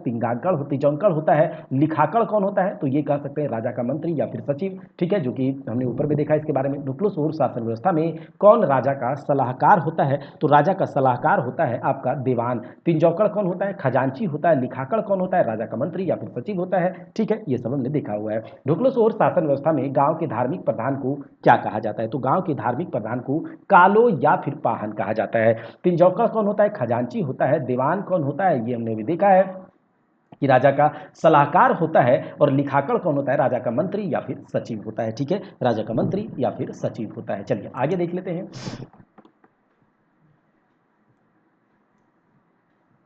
ढोकलो सोहर शासन व्यवस्था में पाहन का पद होता है। ढोकलो सोहर शासन व्यवस्था में पाहन का पद होता है वंशानुगत। देखिए दोस्तों, मेरा थोड़ा सा अभी तबीयत डाउन है, थोड़ा फीवर टाइप से है और थोड़ा इस कारण से हल्का धीरे में बोल रहा हूँ, तो आपको थोड़ा सा समझ अगर आ रहा होगा तो जरूर कमेंट कीजिएगा, ठीक है। ढोकलो सोहर शासन व्यवस्था में पाहन का पद वंशानुगत होता है। ढोकलो सोहर शासन व्यवस्था में पाहन का पद वंशानुगत होता है। ढोकलो सोहर शासन व्यवस्था में पाहन को दी जाने वाली भूमि को क्या कहा जाता है? ढोकलो सोहर शासन व्यवस्था में पाहन को दी जाने वाली भूमि पहनई भूमि कहलाती है, ठीक है। ढोकलो सोहर शासन व्यवस्था में यौन अपराधों का दोषी पाए जाने पर किस प्रकार की सजा दी जाती है? तो ढोकलो सोहर शासन व्यवस्था में यौन अपराधों की अगर सजा दोषी पाए जाने पर गांव से इसे बहिष्कृत कर दिया जाता है, गांव से बहिष्कृत कर दिया जाता है, ठीक है। अब अन्य जाति व्यवस्थाएं, कुछ अन्य जनजातीय शासन व्यवस्थाओं को देख लेते हैं। तो लोहरा या फिर लोहार जनजाति की शासन व्यवस्था के संबंध में कौन सा कथन सत्य है? तो लोहरा या फिर लोहार जनजाति की शासन व्यवस्था के संबंध में देखिए, इस जनजाति की कोई संगठित शासन व्यवस्था नहीं है। इस जनजाति में जातिगत समस्याओं के निवारण हेतु जाति पंचायत होती है और इस जनजाति में अंतर ग्रामीण विवादों का निपटारा अंतर ग्रामीण परिषद के द्वारा किया जाता है। तो लोहरा जनजाति या फिर लोहार जनजाति की शासन व्यवस्था के संबंध में इस जनजाति की कोई संगठित शासन व्यवस्था नहीं है। जनजाति में जातिगत समस्याओं के निवारण हेतु जाति पंचायत होती है और इस जनजाति में अंतर ग्रामीण विवादों का निपटारा अंतर ग्रामीण परिषद के द्वारा किया जाता है। अच्छा, भूमिज जनजाति की जातीय पंचायत का मुखिया क्या कहलाता है? तो भूमिज जनजाति की जातीय पंचायत का मुखिया प्रधान कहलाता है, ठीक है। अब देखिए, भूमिज जनजाति की शासन व्यवस्था के संबंध में कौन सा कथन सही नहीं है? तो देखिए, इस जनजाति में सगोत्रीय विवाह को मान्यता प्राप्त है, ये गलत है, बाद हालांकि सब सही है। इनकी शासन व्यवस्था में पंचायत के मुखिया का पद वंशानुगत होता है और इस जनजाति में पैतृक संपत्ति का बंटवारा भाइयों के बीच बराबर बराबर किया जाता है। कौन सी? तो भूमि जनजाति की शासन व्यवस्था में इसका मुखिया कौन कहलाता है? प्रधान कहलाता है। इस जनजाति शासन व्यवस्था में पंचायत के मुखिया का पद वंशानुगत होता है। पैतृक संपत्ति का बंटवारा भाइयों के बीच बराबर बराबर किया जाता है। यदि किसी परिवार में भाई न हो तो संपत्ति पर पुत्री का अधिकार होता है। ठीक है, तो ये बात है। हम इसे भूमि जनजाति में देखिए। माहली जनजाति में गंभीर अपराध के दोषी को कौन सी सजा सुनाई जाती है? तो ये सजा सुनाया जाता है सामूहिक भोज कराना होगा। देखिए यहाँ पर खाने पीने का थोड़ा सा सजा के तौर पर दे दिया जाता है, खिलाओ थोड़ा जम करके। ठीक है, तो सामूहिक भोज की सजा सुनाई जाती है। ठीक है, माहिली जनजाति में गंभीर अपराध के दोषी को कौन सी सजा सुनाई जाती है? तो सामूहिक भोज की सजा सुनाई जाती है। ठीक है, चलिए आगे देख लेते हैं। माहिली जनजाति के बारे में निम्न में से कौन सा कथन सत्य है? तो इसमें इस जनजाति में कोई संगठित शासन व्यवस्था नहीं है। माहिली जनजाति शासन व्यवस्था में इस जनजाति का कोई संगठित शासन व्यवस्था नहीं है और इस जनजाति में आपसी विवादों के निपटारे के लिए गांव के स्तर पर पंचायत की व्यवस्था होती है। तो ये दोनों सही हो जाएंगे। ठीक है, तो ये माहिली जनजाति की है। अगर कोई गंभीर अपराध कर दिए माहिली जनजाति में तो यहाँ पर कह दिया जाएगा थोड़ा दम भर खिलाओ सबको। ठीक है, तभी जाकर के थोड़ा सजा कम होगा। माल पहाड़िया की शासन व्यवस्था स्वशासन व्यवस्था में ग्राम पंचायत के प्रधान को क्या कहा जाता है? तो ये कहा जाता है मांझी। तो माल पहाड़िया और अभी हमने देखा था संथाल परगना शासन, संथालों का जो शासन व्यवस्था था मांझी परगना शासन व्यवस्था, उसमें भी मांझी कहा जाता था। ठीक है, मांझी परगना शासन व्यवस्था। माल पहाड़िया की स्वशासन व्यवस्था में मांझी की सहायता कौन करता है? तो मांझी की सहायता करता है गुड़ैत तथा दीवान दोनों करता है। गुड़ैत तथा दीवान दोनों करता है। माल पहाड़िया शासन व्यवस्था में अंतर ग्रामीण पंचायत का मुखिया सरदार कहलाता है। माल पहाड़िया शासन व्यवस्था में अंतर ग्रामीण पंचायत का मुखिया सरदार कहलाता है। सौरिया पहाड़िया जनजाति की स्वशासन व्यवस्था में ग्राम प्रधान को क्या कहा जाता है? तो सौरिया पहाड़िया जनजाति की स्वशासन व्यवस्था में ग्राम प्रधान को कहा जाता है क्या? तो ये कहा जाता है मांझी। तो सौरिया पहाड़िया में भी मांझी कह दिया गया। सौरिया पहाड़िया जनजाति की शासन व्यवस्था में ग्रामीण झगड़ों का निपटारा कौन करता है? तो ग्रामीण झगड़ों का निपटारा मांझी करता है। ग्रामीण झगड़ों का निपटारा मांझी करता है। सौरिया पहाड़िया जनजाति की शासन व्यवस्था में धार्मिक क्रियाकलापों का संपादन कौन करता है? धार्मिक क्रियाकलापों का संपादन करता है मांझी। याद रखिएगा, धार्मिक क्रियाकलापों का संपादन मांझी करता है। सौरिया पहाड़िया जनजाति की स्वशासन व्यवस्था में मांझी के कार्यों में उसकी सहायता कौन करता है? तो मांझी के कार्यों में उसकी सहायता गुड़ाइत करता है। सौरिया पहाड़िया जनजाति की शासन व्यवस्था में मांझी के कार्यों को उसकी सहायता कौन करता है? तो गुड़ाइत करता है। सौरिया पहाड़िया जनजाति की शासन व्यवस्था में कितने गांवों पर एक नायक की व्यवस्था की जाती है? तो आपके 15 से 20 गांवों पर सौरिया पहाड़िया जनजाति की शासन व्यवस्था में 15-20 गांवों पर एक नायक की व्यवस्था की जाती है। और सौरिया पहाड़िया जनजाति की शासन व्यवस्था में कितने गांवों पर एक सरदार की व्यवस्था की जाती है? तो कितने गांवों पर एक सरदार की? तो 70 से 80 गांवों पर सरदार की व्यवस्था की जाती है। ठीक है, सौरिया पहाड़िया जनजाति की शासन व्यवस्था के अंतर्गत अंतर ग्रामीण विवादों का निपटारा नायक तथा सरदार दोनों के द्वारा किया जाता है। ये नायक 15 से 20 गांवों में और ये 70 से 80 गांव का मतलब यहाँ पर किया जाता है। ठीक है, आगे देखिए। करमाली जनजाति की जातीय पंचायत का प्रधान क्या कहलाता है? तो करमाली जनजाति की जातीय पंचायत का प्रधान कहलाता है मालिक। करमाली जनजाति की जातीय पंचायत का प्रधान कहलाता है मालिक। करमाली जनजाति की शासन व्यवस्था के संबंध में निम्न में से कौन सा कथन गलत है? तो करमाली जनजाति की शासन व्यवस्था के संबंध में कौन सा कथन गलत है? तो चलिए देखते हैं। इस शासन व्यवस्था में सभी पद वंशानुगत होते हैं। बिल्कुल सही बात है। करमाली जनजाति की शासन व्यवस्था में सभी पद वंशानुगत होते हैं और इस जनजाति की शासन व्यवस्था में कोई व्यवस्थित राजनीतिक संगठन नहीं पाया जाता करमाली जनजाति में। और इस जनजाति की स्वशासन व्यवस्था में ग्राम प्रधान का पद वंशानुगत होता है। तो ये सभी सही हो जाएंगे। आगे देखिए, करमाली जनजाति की शासन व्यवस्था में परगना स्तर पर पाई जाने वाली पंचायत को क्या कहा जाता है? तो परगना स्तर पर पाई जाने वाली पंचायत को सतगवैया कहा जाता है। क्या कहा जाता है? सतगवैया कहा जाता है।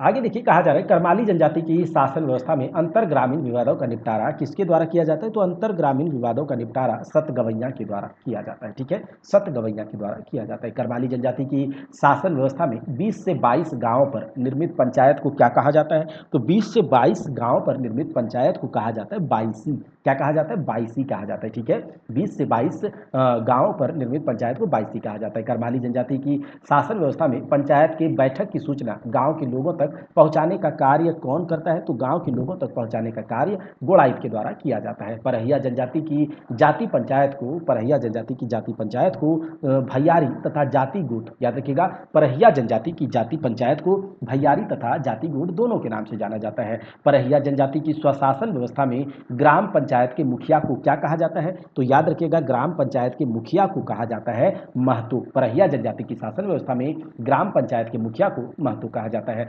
परहिया जनजाति की शासन व्यवस्था में महतो का सहायक क्या कहलाता है? तो परहिया जनजाति की शासन व्यवस्था में महतो का सहायक कहतो या फिर खतो कहलाता है। परहिया जनजाति की शासन व्यवस्था में महतो का जो सहायक होता है वो कहतो या फिर खतो कहलाता है। परहिया जनजाति की शासन व्यवस्था में 8 से 10 गांवों से मिलकर बनी अंतर ग्रामीण पंचायत को क्या कहा जाता है? तो ये कहा जाता है कारा भैयारी। याद रखिएगा, परहिया जनजाति की जो शासन व्यवस्था होती है उसमें 8 से 10 गांवों को मिलाकर जो बनाया जाता है अंतर ग्रामीण पंचायत, उसको कारा भैयारी कहा जाता है। परहिया जनजाति की शासन व्यवस्था गांव के कल्याण के लिए किसके द्वारा पूजा पाठ जैसे क्रियाकलापों का संपादन किया जाता है? तो ये किया जाता है आपके बैगा के द्वारा। परहिया जनजाति की शासन व्यवस्था में एक तरह से कह सकते हैं पूजा पाठ जैसे क्रियाकलापों का संपादन बैगा करते हैं। कोरवा जनजाति की शासन व्यवस्था में ग्राम पंचायत के प्रधान को मुखिया कहा जाता है। ग्राम पंचायत के प्रधान को मुखिया कहा जाता है।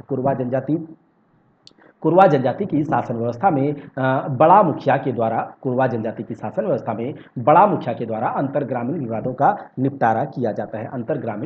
निपटारा किया जाता है। ठीक है, आगे देखिए, कहा जा रहा है कि कोरवा जनजाति की शासन व्यवस्था के संबंध में कौन सा कथन सत्य है? तो कोरवा जनजाति की शासन व्यवस्था में शादी विवाह, संपत्ति का बंटवारा, तलाक, जमीन जायदाद जैसे मामलों का निपटारा जातीय पंचायत के माध्यम से किया जाता है। ठीक बात है। इस व्यवस्था में गवाहों को शपथ दिलाकर सत्यता का पता लगाया जाता है और जाति से बाहर विवाह करने पर व्यक्ति को गांव से निकाल दिया जाता है। तो ये बात है किसमें? तो कोरवा जनजाति की शासन व्यवस्था से संबंधित सभी सही हो जाएगा। कोरवा जनजाति में भीत भातर प्रथा क्या है? कोरवा जनजाति में भीत भातर प्रथा ये है कि समाज से निष्कासित किसी सदस्य को पुनः समाज में अगर शामिल किया जाए तो उसे भात भीतर कहा जाता है। क्या कहा जाता है? भात भीतर। ठीक है, अगर कोरवा जनजाति में किसी को समाज से बहिष्कृत कर दिया गया है और उसको अगर फिर से गांव में शामिल करना है, कोई इसके लिए प्रोसेस होता होगा, ठीक है, तो उस प्रथा को कहा जाता है भात भीतर। ठीक है, असुर जनजाति की शासन व्यवस्था के संबंध में कौन सा कथन सत्य है? असुर जनजाति की शासन व्यवस्था के संबंध में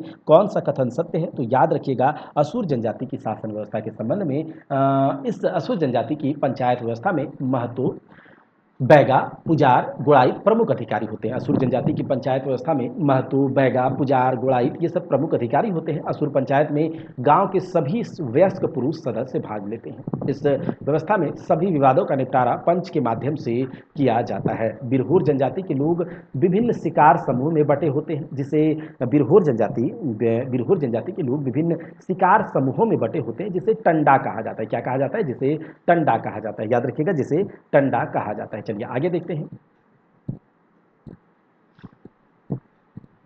बिरहोर जनजाति का सर्वोच्च संगठन क्या होता है? तो बिरहोर जनजाति का सर्वोच्च संगठन टंडा ही होता है। बिरहोर जनजाति का सर्वोच्च संगठन क्या होता है? टंडा ही होता है। आगे देखिए, बिरहोर जनजाति की शासन व्यवस्था के सर्वोच्च संगठन टंडा का मुखिया कौन होता है? तो नाये होता है। बिरहोर जनजाति के शासन व्यवस्था का जो सर्वोच्च संगठन टंडा का जो मुखिया, उसे क्या कहते हैं? नाये कहते हैं। क्या कहते हैं? नाये कहते हैं। याद रख लीजिएगा। अब देखिए, बिरहोर जनजाति की शासन व्यवस्था में नाये का सहयोगी दिगवार या फिर कोतवार कहलाता है। बिरहोर जनजाति की शासन व्यवस्था में नाये, टंडा का जो मुखिया होता है, नाये का सहयोगी दिगवार या फिर कोतवार कहलाता है। बिरहोर जनजाति के संबंध में शासन व्यवस्था के संबंध में बिरहोर जनजाति के शासन व्यवस्था के संबंध में कौन सा कथन सत्य है? तो देखिए, बिरहोर जनजाति की शासन व्यवस्था पंचायत व्यवस्था का मुखिया किसी गणमान्य व्यक्ति को बनाया जाता है। बिल्कुल सही बात है। और इस जनजाति की जातीय पंचायत में बैगा, बेसरा, धावक तथा गांव के सम्मानित बुजुर्ग शामिल होते हैं।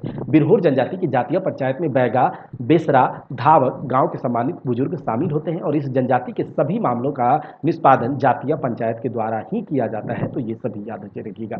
सबर जनजाति की जातीय पंचायत का प्रमुख क्या कहलाता है? सबर जनजाति का जो जातीय प्रमुख होता है ना, जातीय पंचायत का जो प्रमुख होता है वो प्रधान कहलाता है। वो क्या कहलाता है? प्रधान कहलाता है। सबर जनजाति की जातीय पंचायत व्यवस्था की प्रधान की सहायता गुणायित करता है। सबर जनजाति की जातीय पंचायत का जो हेड होता है वो प्रधान कहलाता है और उसकी सहायता कौन करता है? गुणायित करता है।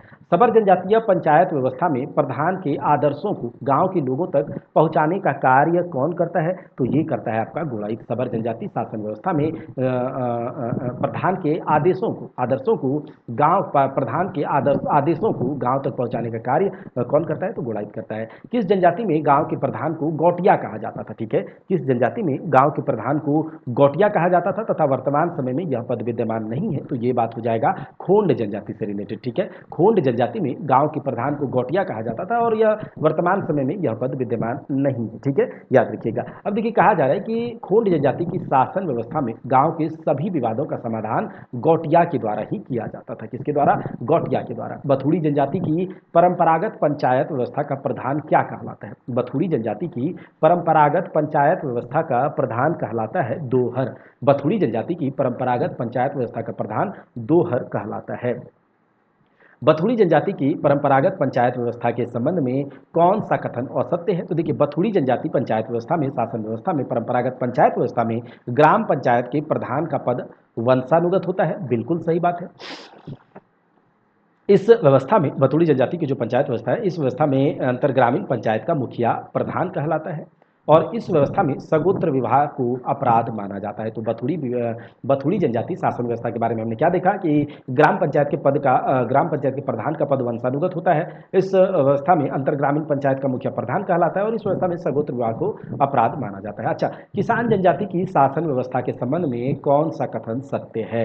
किसान जनजाति की शासन व्यवस्था के संबंध में कौन सा कथन सत्य है? तो याद रख लीजिएगा इस बात को कि किसान जनजाति की शासन व्यवस्था के संबंध में आपका इस जनजाति में पंचायत की बैठक बुलाने वाले व्यक्ति को ही पंचायत के संचालन का सारा खर्च वहन करना होता है। इस जनजाति में पंचायत की बैठक बुलाने वाले व्यक्ति को ही पंचायत के संचालन का सारा खर्च वहन करना होता है। तो याद रखिएगा किसान जनजाति की शासन व्यवस्था के संबंध में कौन सा कथन सत्य है? तो याद रखिएगा इस बात को कि कौन सा कथन सत्य है। तो किसान जनजाति में पंचायत की बैठक बुलाने वाले व्यक्ति को ही पंचायत के संचालन का सारा खर्च वहन करना होता है। ठीक है, आगे देख लेते हैं हम लोग। बंजारा जनजाति, अब क्या है? बंजारा जनजाति। अब बंजारा जनजाति की शासन व्यवस्था के संबंध में कौन सा कथन सत्य है? तो बंजारा जनजाति की शासन व्यवस्था के संबंध में देखिए बंजारा जनजाति में कोई व्यवस्थित शासन प्रणाली नहीं पाई जाती है। इस जनजाति में गांव की समस्याओं का निराकरण एक सामुदायिक परिषद के द्वारा किया जाता है और ग्रामीण समस्याओं के निराकरण के लिए सामुदायिक परिषद का प्रधान नायक कहलाता है। फिर से देखिए बंजारा जनजाति में कोई व्यवस्थित शासन प्रणाली नहीं पाई जाती और इस बंजारा जनजाति में गांव की समस्याओं का निराकरण एक सामुदायिक परिषद के द्वारा किया जाता है और ग्रामीण समस्याओं के निराकरण के लिए सामुदायिक परिषद का प्रधान नायक कहलाता है। अच्छा, मादी तथा गद्दी नामक पद बिंझिया जनजाति की शासन व्यवस्था में पाई जाती है। मादी तथा गद्दी नामक पद बिंझिया जनजाति की शासन व्यवस्था में पाई जाती है। अच्छा, बिंझिया जनजाति की शासन व्यवस्था में प्रत्येक घर के प्रतिनिधि सदस्य मिलकर एक प्रतिनिधि समिति का गठन करते हैं और इस प्रतिनिधि समिति का सदन का प्रमुख करटाहा कहलाता है। देखिए हमने एक करटाहा पहले भी देखा है और एक करटाहा बिंझिया जनजाति के बारे में देखिए आप। बिंझिया जनजाति की शासन व्यवस्था में हर एक घर के प्रतिनिधि सदस्य जो गार्जियन होता है मिलकर के एक प्रतिनिधि समिति का गठन करते हैं और उस प्रतिनिधि समिति सदन का प्रमुख जो होता है वो करटाहा कहलाता है। बिंझिया जनजाति की शासन व्यवस्था में गांव से जुड़े किसी भी मामले का निराकरण करटाहा के द्वारा ही किया जाता है। बिंझिया जनजाति के संबंध में निम्न में से कौन सा कथन असत्य है? तो बिंझिया जनजाति के संबंध में निम्न में से इस जनजाति के लोगों के द्वारा गौ मांस का भक्षण किया जाता है। बिल्कुल गलत बात है। बिंझिया जनजाति को लेकर के गौ मांस का भक्षण नहीं करते हैं। आगे देखिए, इस जनजाति में गांव से बहिष्कृत किसी व्यक्ति के द्वारा सामूहिक भोज दिए जाने पर उसे पुनः समाज में शामिल कर लिया जाता है। तो अगर खिलाओगे पिलाओगे दम भर तो तुम्हें शामिल कर लिया जाएगा। हमने वो माहली जनजाति में भी देखा था। ठीक है, और अब यहाँ पर देखिए बिंझिया जनजाति में। ठीक है, आगे देखिए दोनों अब आगे देखते हैं गोंड जनजाति में जातीय पंचायत का मुखिया को क्या कहा जाता है? तो ये बैगा कहा जाता है। गोंड जनजाति में जातीय पंचायत का मुखिया बैगा कहलाता है। ठीक है, आगे देखिए गोंड जनजाति में बैगा को सायाना के नाम से भी जाना जाता है। गोंड जनजाति में बैगा को सायाना के नाम से भी जाना जाता है। अच्छा, गोंड जनजाति के संबंध में कौन सा कथन सत्य है? देखिए, गोंड जनजाति में गांव के सभी विवादों का निपटारा जातीय पंचायत के द्वारा किया जाता है। इस जनजाति में पंचायत के द्वारा किए गए फैसले की अवहेलना करने पर व्यक्ति को समाज से बहिष्कृत कर दिया जाता है और समाज से बहिष्कृत व्यक्ति को क्षमा मांगने पर, जाति भोज देने पर पुनः समाज में शामिल कर लिया जाता है। तो गोंड जनजाति में जो हेड होता है बैगा कहा जाता है, और बैगा को सयाना के नाम से भी जाना जाता है। और गोंड जनजाति में गांव के सभी विवादों का निपटारा जातीय पंचायत के द्वारा किया जाता है। जनजाति में, गोंड जनजाति में पंचायत के द्वारा किए गए फैसले की अवहेलना करने पर व्यक्ति को समाज से निकाल दिया जाता है। और फिर से अगर तुम्हें समाज में आना है तो दम भर फिर से खिलाओ, ठीक है। ये गोंड जाति में भी है। चेरो जनजाति की स्वशासन व्यवस्था के संबंध में निम्न में कौन सा कथन असत्य है? तो चेरो जनजाति की शासन व्यवस्था के संबंध में कौन सा कथन सत्य है? तो चलिए देखते हैं। चेरो जनजाति, इस जनजाति में गांव, अंचल तथा जिला स्तर पर पंचायत की व्यवस्था पाई जाती है। चेरो जनजाति में गांव, अंचल तथा जिला स्तर पर पंचायत की व्यवस्था पाई जाती है। पंचायत के निर्णय का उल्लंघन करने पर दोषी को जाति एवं समाज से बहिष्कृत कर दिया जाता है। चेरो जनजाति में गांव के स्तर पर गठित पंचायत के प्रधान को, चेरो जनजाति में गांव के स्तर पर गठित पंचायत के प्रधान को मुखिया कहा जाता है। चेरो जनजाति में अंचल के स्तर पर गठित पंचायत के प्रधान को क्या कहा जाता है? इसे चेरो जनजाति में अंचल के स्तर पर गठित पंचायत, तो इसे भी याद रखिएगा कि चेरो जनजाति में जो पंचायत में व्यवस्था है 3 स्तर का है। हमने देखा कि चेरो जनजाति में गांव के स्तर पर गठित पंचायत को क्या कहा जाता है? मुखिया कहा जाता है। और अंचल के स्तर पर भी गठित पंचायत को, पंचायत के प्रधान को मुखिया ही कहा जाता है, ठीक है। तो चेरो जनजाति में गाँव के स्तर पर गठित पंचायत के प्रधान को मुखिया तथा अंचल के स्तर पर गठित पंचायत के प्रधान को मुखिया कहा जाता है। और जिला के स्तर पर, याद रखिएगा, जिला के स्तर पर गठित पंचायत के प्रधान को सभापति कहा जाता है, ठीक है। तो ये याद रख लीजिएगा। आगे देखिए, कहा जा रहा है कि चीक बड़ाई की जनजाति, अब है चीक बड़ायक जनजाति की शासन व्यवस्था में अंतर ग्रामीण पंचायत का प्रमुख क्या कहलाता है? तो अंतर ग्रामीण पंचायत का प्रमुख राजा कहलाता है, चीक बड़ाई, ठीक है, याद रखिएगा। अब आगे देखते हैं। कहा जा रहा है कि चीक बड़ाइक जनजाति की शासन व्यवस्था में निम्न में कौन राजा की सहायता करता है? चीक बड़ाइक जनजाति की शासन व्यवस्था में दीवान तथा पानरे, चीक बड़ाइक जनजाति की शासन व्यवस्था में दीवान तथा पानरे ये राजा की सहायता करते हैं, राजा की सहायता करते हैं। चीक बड़ाइक जनजाति के संबंध में कौन सा कथन सत्य असत्य है? ठीक है, कौन सा कथन असत्य है? तो यहाँ पर देखते हैं। चीक बड़ाइक जनजाति में कोई व्यवस्थित स्वशासन प्रणाली, शासन का प्रणाली विद्यमान नहीं है। इस चीक बड़ाइक जनजाति की शासन व्यवस्था में सभी पद वंशानुगत होते हैं। इस चीक बड़ाइक जनजाति में सभी विवादों का निपटारा अंतर ग्रामीण पंचायत के द्वारा किया जाता है। फिर से सुनिएगा क्या? चलिए सुन लीजिए। चीक बड़ाइक जनजाति में कोई व्यवस्थित शासन प्रणाली नहीं है। इस जनजाति में, इस जनजाति की शासन व्यवस्था में सभी पद वंशानुगत होते हैं और सभी विवादों का निपटारा अंतर ग्रामीण पंचायत के द्वारा किया जाता है। अब हम देखते हैं बेदिया जनजाति के बारे में। किसके बारे में? बेदिया जनजाति के बारे में। बेदिया जनजाति में गांव स्तर पर निर्मित पंचायत का मुखिया, प्रधान एवं महतो दोनों होता है। क्या कहलाता है? दोनों कहलाता है। बेदिया जनजाति में गांव स्तर पर निर्मित पंचायत का मुखिया, प्रधान एवं महतो दोनों कहलाता है, ठीक है, दोनों कहलाता है। आगे देखिए, बेदिया जनजाति में संपूर्ण समाज के स्तर पर अवस्थित पंचायत का प्रमुख परगनैत कहलाता है, परगनैत कहलाता है। बेदिया जनजाति में कई गांवों को आपस में मिलाकर अंतर ग्रामीण पंचायत का गठन किया जाता है और इसके मुखिया को किस नाम से जाना जाता है? तो इसके मुखिया को जाना जाता है सरकार के नाम से, इसके मुखिया को सरकार के नाम से जाना जाता है। बेदिया जनजाति की शासन व्यवस्था में मुखिया का सहयोगी को किस नाम से जाना जाता है? तो मुखिया के सहयोगी को गोड़ैत या फिर गड़ौत के नाम से जाना जाता है। बेदिया जनजाति की शासन व्यवस्था में मुखिया का सहयोगी को गोड़ैत या फिर गड़ौत के नाम से जाना जाता है। कोरा जनजाति, तो कोरा जनजाति की शासन व्यवस्था में ग्राम प्रधान को किस नाम से जाना जाता है? कोरा जनजाति की शासन व्यवस्था में ग्राम प्रधान को महतो के नाम से जाना जाता है, ठीक है, महतो के नाम से जाना जाता है। कोरा जनजाति में महतो को सहायता के लिए कौन होते हैं? कोरा जनजाति में महतो की सहायता कौन करता है? तो कोरा जनजाति में महतो की सहायता प्रामाणिक तथा जोगमांझी दोनों करते हैं, ठीक है। कोरा जनजाति में महतो की सहायता करने के लिए प्रामाणिक तथा जोगमांझी दोनों होते हैं। अब आगे देख लेते हैं कि गोड़ाइत जनजाति, गोड़ाइत जनजाति की शासन व्यवस्था के संबंध में कौन सा कथन असत्य है? इस जनजाति में पिता की संपत्ति पुत्रों में बराबर बराबर बांटी जाती है, बिल्कुल सही बात है। उसके बाद देखिए, गोड़ाइत जनजाति में पिता की संपत्ति में पुत्री को भी बराबर हिस्सा दिया जाता है, बिल्कुल गलत, ठीक है। तलाक तथा विधवा विवाह, तलाक तथा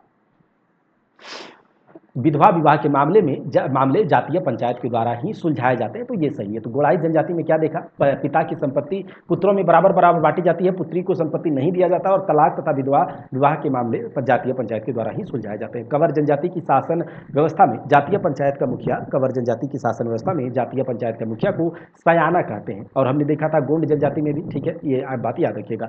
कंवर जनजाति की शासन व्यवस्था में ग्राम पंचायत का प्रमुख क्या कहलाता है, कंवर जनजाति की शासन व्यवस्था में ग्राम पंचायत का प्रमुख पटेल कहलाता है। कंवर जनजाति की शासन व्यवस्था में ग्राम पंचायत का प्रमुख पटेल कहलाता है, ठीक है, पटेल कहलाता है। कोल जनजाति अब है, कोल जनजाति की शासन व्यवस्था में ग्राम पंचायत का मुखिया जो होता है वो होता है आपका मांझी। कोल जनजाति की शासन व्यवस्था में ग्राम पंचायत का मुखिया मांझी होता है। खरवार जनजाति की शासन व्यवस्था में जातीय पंचायत का मुखिया, खरवार जनजाति की शासन व्यवस्था में जातीय पंचायत का मुखिया ही कहलाता है। खरवार जनजाति में विभिन्न गांवों को मिलाकर अंतर ग्रामीण पंचायत का निर्माण किया जाता है। और इस संबंध में कौन सा कथन असत्य है, इस संबंध में कौन सा कथन असत्य है? तो देखिए, खरवार जनजाति में विभिन्न गांवों को मिलाकर अंतर ग्रामीण पंचायत का निर्माण कराया जाता है, बिल्कुल सही बात है। और चार गांवों की पंचायत को चट्टी कहा जाता है। खरवार जनजाति में 4 गांवों की पंचायत को चट्टी कहा जाता है और 5 गांवों की पंचायत को पचौरा कहा जाता है। 6 गांवों की पंचायत को छिटौरा कहा जाता है, बिल्कुल गलत है, ठीक है। 6 गांव की पंचायत का यहाँ पर जिक्र ही नहीं है, तो ये गलत हो जाएगा। और 7 गांवों की पंचायत को सतौरा कहा जाता है। तो 4 गांव को चट्टी, 5 गांव को पचौरा और 7 गांव को सतौरा कहा जाता है, ठीक है, याद रख लीजिएगा। अब आगे देख लेते हैं। कहा जा रहा है कि बैगा जनजाति की शासन व्यवस्था में जातीय पंचायत का प्रमुख क्या कहलाता है? तो बैगा जनजाति की शासन व्यवस्था में जातीय पंचायत का प्रमुख मुकद्दम कहलाता है। बैगा जनजाति की शासन व्यवस्था में जातीय पंचायत का प्रमुख मुकद्दम कहलाता है। और बैगा जनजाति शासन व्यवस्था में मुकद्दम की सहायता कौन करता है? बैगा जनजाति शासन व्यवस्था में मुकद्दम की सहायता सयाना तथा सिख दोनों करते हैं। बैगा जनजाति शासन व्यवस्था में मुकद्दम की सहायता सयाना तथा सिख दोनों करते हैं। और बैगा जनजाति की शासन व्यवस्था में पंचायत के फैसले को ग्रामीणों तक पहुंचाने वाले संदेशवाहक को क्या कहा जाता है? तो याद रखिएगा, चारीदार कहा जाता है। बैगा जनजाति की शासन व्यवस्था में पंचायत के फैसले को ग्रामीणों तक पहुंचाने वाले संदेशवाहक को चारीदार कहा जाता है। तो हमने पूरा झारखंड की विभिन्न शासन व्यवस्थाओं झारखंड की विभिन्न शासन व्यवस्थाओं को पूरा देख लिया। आप इसे बार बार रिवाइज कीजिए, इसको 1-2 बार सुनिए, ध्यान से सुनिए। उसके बाद जब आप बार बार देखेंगे तो इससे सवाल आपके नहीं छूटेंगे। मिलते हैं अगले क्लास में जल्द, तब तक के लिए जय हिंद, जय भारत।